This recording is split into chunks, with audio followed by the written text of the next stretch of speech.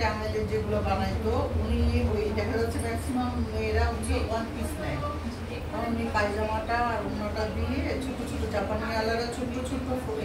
ফটোয়া টাইপের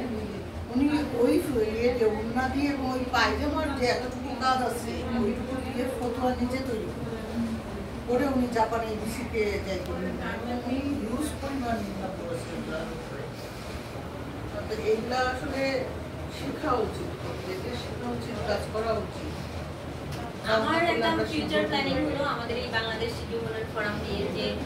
ইন ফিউচারে যখন আমাদের প্রশিক্ষণ সেন্টারটা আরেকটু বড় হবে তখন আমরা একটা আলাদা রুম রাখবো যেখানে আমাদের এখান থেকে যে প্রশিক্ষণার্থীরা কাজগুলো শিখছে তাদের তৈরি প্রোডাক্টগুলো এখানে ডিসপ্লে একটা রুম থাকবে, ডিসপ্লে সেন্টার হিসেবে এখানে যারা আসবে তারা সব করে কিনবে, দেখবে যে আমাদের এখানে প্রশিক্ষণার্থীরা কি শিখেছে, কি বানিয়েছে, মানে আমরা তাদের জিনিসগুলো সেল করার একটা